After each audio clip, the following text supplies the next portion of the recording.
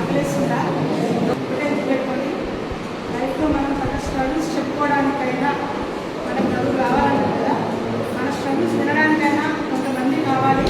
కొంతమంది వినేవాళ్ళు ఉండాలంటే మనం సక్సెస్ అయిపోతాం. సక్సెస్ అయితేనే ఎవరైనా వింటారు. సక్సెస్ కాలేదనుకోని ఎవరు వినరు. అప్పుడు మన స్టోరీ అంతా వృధా అయిపోతుంది. కాబట్టి సక్సెస్ కండి. సో సక్సెస్ అంటే 99% హార్డ్ వర్క్ ప్లస్ 1% మోటివేషన్. ఈ 1% మోటివేషన్ ఏం చేస్తుందంటే ఈ 99% హార్డ్ వర్క్ చేయడానికి మనకు ఎంతో, అందుకే మోటివేషన్ ఇస్తుంటా. నేను అలా మోటివేట్ అయ్యాను. నేను ఎప్పుడైనా కూడా ఏదైనా స్కూల్ నుంచి నేను ఏదైనా వినడానికి బాగా ప్రయత్నిస్తాను, బాగా వింటా. సో విన్నాక మనం ఫాలో అవ్వాలా లేదా అనేది తర్వాత. కాబట్టి ఫస్ట్ మీరు వినాలి. వినకపోతే ఏం చెప్తున్నారు అనేది అర్థం కాదు. వింటుంటే ఏదో ఒక పాయింట్ మనకు స్ట్రైక్ అని అవుతుంది. ఏదో ఒక పాయింట్ అనేది మనలో ఉన్న బాధని తీసేస్తే చూడండి, అది కదా దాని వరకైనా మనం వినాలి.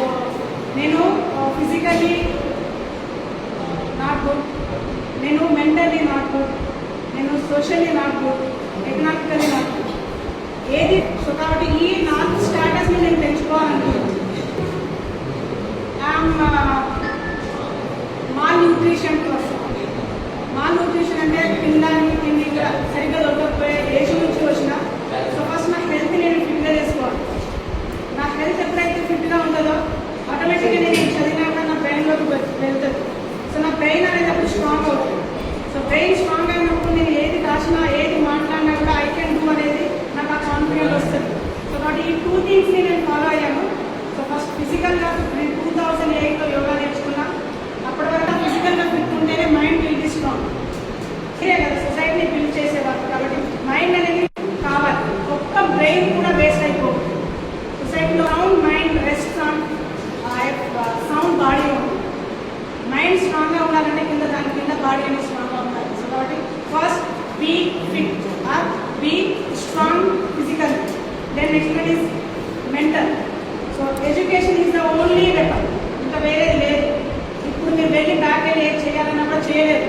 ఆల్రెడీ ఒకటే వేలో ఉన్నారు కాబట్టి ఈ వేని స్ట్రాంగ్ చేసుకోవడానికి ట్రై చేయండి. సో మెంటల్గా స్ట్రాంగ్ అవ్వాలంటే మీకు బాగా కష్టపడాలి. సో కష్టపడాలనేది ఏవైనా ఈ బుక్స్లో ఆ బుక్స్ అని కాదు. మీరు బుక్స్ చదివితే ఆటోమేటిక్గా మీకు వేరేదన్నీ వేరేకి వెళ్ళిపోతుంది. ఏది మన లోపలికి తక్కువని ఏ ఎగ్జామ్ పెట్టినా కూడా వివిలిటీ చెప్తున్నాను కదా. నేను నా ఎగ్జాంపుల్ చాలాసార్లు చెప్పినా. నేను పాలిసెట్ అయితే మనము కాంపిటేటివ్ ఎగ్జామ్లో గెటాన్ అయిపోయి మనము ఎకనామికల్గా స్ట్రాంగ్ అవుతామో ఆటోమేటిక్గా మనకు కావాల్సిన స్టేటస్ వచ్చేస్తుంది, irrespective of our back social status. So కాబట్టి ఎప్పుడైతే మనం ఫినాన్షియల్గా ఇండిపెండెంట్ ఉన్నామో, ఫినాన్షియల్గా ఇండిపెండెంట్ ఉన్నప్పుడు మనకు స్ట్రాంగ్ కాన్ఫిడెన్స్ అనేది వస్తుంది. ఎప్పుడైతే మనం కాన్ఫిడెంట్గా ఉంటామో సొసైటీలో కాన్ఫిడెంటెడ్గా ఉండగలుగుతాం. సొసైటీలో కాన్ఫిడెంటెడ్గా మనం ఉన్నప్పుడు మనల్ని కన్నా పేరెంట్స్ అనేది వాళ్ళ హ్యాపీనెస్ అనేది ఇట్ కాంట్ బి ఎక్స్ప్లెయిన్, అది మనం వర్ణించలేము. సో మనము ఇదంతా చేయాలి అంటే ఫస్ట్ నుంచి చెప్పిన 4 స్టెప్స్ని గుర్తుపెట్టాలి. Physically fit, mentally strong and economically independent.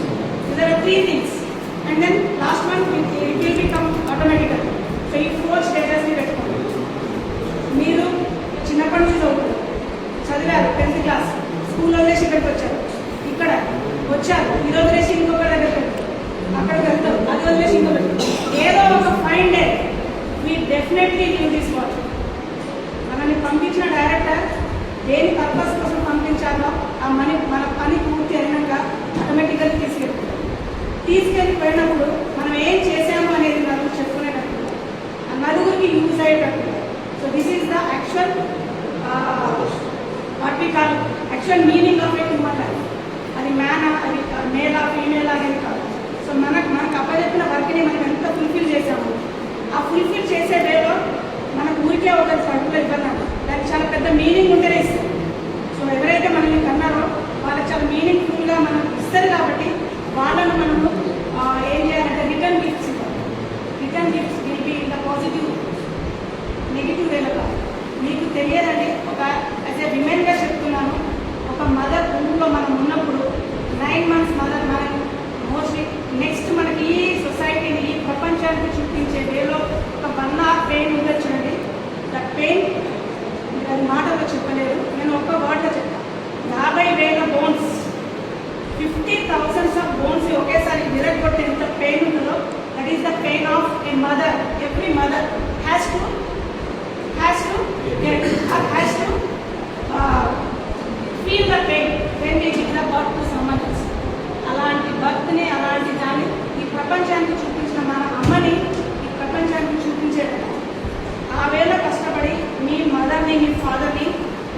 సొసైటీని చూపించండి. ఇంకొక నాకు ఎగ్జాంపుల్ చెప్తాను, నా లైఫ్ ఎగ్జాంపుల్ చెప్తాను. ఏదో ఒక రోజు మనల్ని ప్రేమించే వాళ్ళు వెళ్ళిపో, సొసైటీ వదిలి వెళ్ళిపో, మనల్ని వాళ్ళకంటే ఎక్కువ ఎవరు వాళ్ళకంటే ఎక్కువ మనల్ని ఎవరు ప్రేమించరు, ఎవరు మనల్ని ఇష్టపడరు. మనం ఏ చెత్త పని చేసినా కూడా వాళ్ళే మనల్ని అప్రిషియేషన్ చేస్తుంటారు, వాళ్ళు ఏదో ఒక రోజు మనల్ని వదిలి వెళ్ళేటప్పుడు వెనకాల ఉన్న ఫ్యామిలీ ఉండొచ్చునండి, అది మన మీద అంటే ఒకరిని చూసి ఒకరు ఆ ధైర్యం తెచ్చుకొని వింటారండి. ఇది నేను 2024లో ఎక్స్పీరియన్స్ అయినా. నేను అప్పటి వరకు చాలా కష్టపడ్డా, చాలా మోటివేషన్ కూడా విన్నా, చాలా మోటివేట్ కూడా అవుతుంటారు, చాలా చెప్పిండ్రు, అవన్నీ విన్నా. బట్ 2024 ఆగస్ట్ 18 రోజు నేను పడ్డానన్న. ఈరోజు ఆ ఫ్యామిలీ, నా ఫ్యామిలీ ఉంది అంటే వాళ్ళందరూ నన్ను చూసే ఐ కెన్ సే మా సంథింగ్ తెలుసున్నారు, ఏదైనా చేయగలుగుతారు అనే ధైర్యంతో ఉన్నారు. ఆ ఫ్యామిలీలో ఈ బిడ్డ బయటికి రాకుండా ఉంటుంటే దేవుడు ఎవరికి ఎంత లైఫ్ ఇస్తారో అంతే ఇస్తారు, అంతకంటే ఎక్కువ మనకు దాన్ని ఆ ఫ్యామిలీ ఉండకపోయేది, ఆ ఫ్యామిలీ అనేది టోటల్లీ కొలాప్స్ అయ్యేది. కాబట్టి నేనేం చెప్తున్నానంటే మీ ఫ్యామిలీలో ఈచ్ అండ్ ఎవ్రీ పర్సన్కి ఆ రెస్పాన్సిబిలిటీ ఉంది. సో కాబట్టి ఇప్పటికైనా కూడా మీ రెస్పాన్సిబిలిటీ ఏంటో దాన్నే ఆ వేలోనే వెళ్ళండి. And then for girls I can say one thing, build your character. Once it's broken, our character means our life as a female. It's like it is a article made up of glass. ఒక అందమైన బొమ్మ గాజు ముక్కతో తయారు చేయబడింది.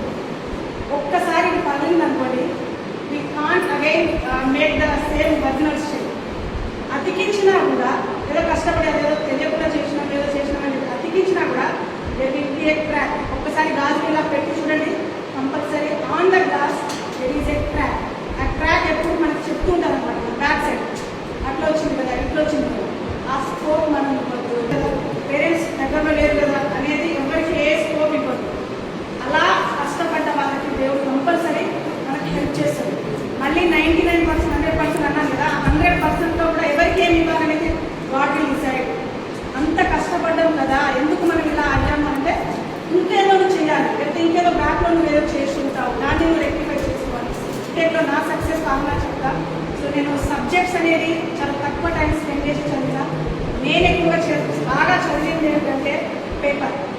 నా husband అప్పుడు నాకు అప్పటికే పరిచయం, నాకు చెప్పింది పేపర్, ఈనాడు పేపర్ని 4 పార్ట్స్గా డివైడ్ చేసుకుని చదివాను. మీకు ఇది చెప్తారో చెప్పడం నాకు తెలియదు, నేను కూడా ఎప్పుడైనా చెప్పుకుంటాను, మళ్ళీ చెప్తాను.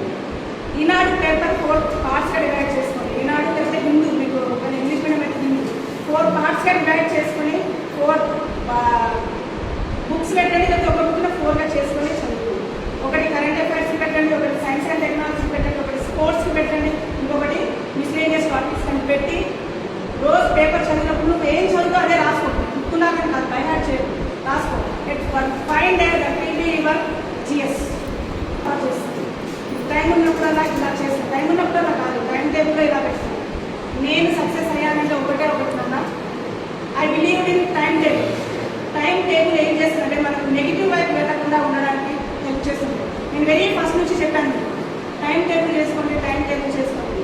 అందరికీ 24 hours ఉంటుంది. ఆ 24 hoursని మన 4 years of BTech, 3 years of బీటెక్లో ఎవరైతే ఎలా యూజ్ చేస్తున్నారో దాన్ని బేస్ చేసుకొని ఇవ్వాలి. ఆ వేలో వెళ్ళండి. ఒక ఊరి నుంచి వచ్చామంటే మళ్ళీ ఆ ఊరికి వెళ్ళేటప్పుడు అమ్మాయి అంటే అలా ఉండాలి, అబ్బాయి అంటే అలా ఉండాలి అంటే నలుగురు మాట్లాడుకునేటట్టు ఉండాలి. అట్లీస్ట్ ఆ ఊరిలో వాళ్ళైనా మాట్లాడుకునేటట్టు ఉండాలి. That is the real success. Okay, so అదే వేలో వెళ్ళండి. నేను చెప్పిన పాయింట్స్ని ఫాలో అవ్వండి. మేడం మీరు చెప్పినా కూడా నేను చేసినా కూడా నేను సక్సెస్ అవ్వలేదు కదా, నాకు లాస్ట్లో చెప్పండి. మీ కన్సిస్టెంట్గా ఉండాలి. ఈ రోజు రేట్లోనే పరిగెత్తేటట్టు ఉండాలి. అలా మీరు చెప్పుకోవాలి. ఓకే, సో దెన్ ఈ అవకాశం ఇచ్చిన అందరికీ నిన్న మీ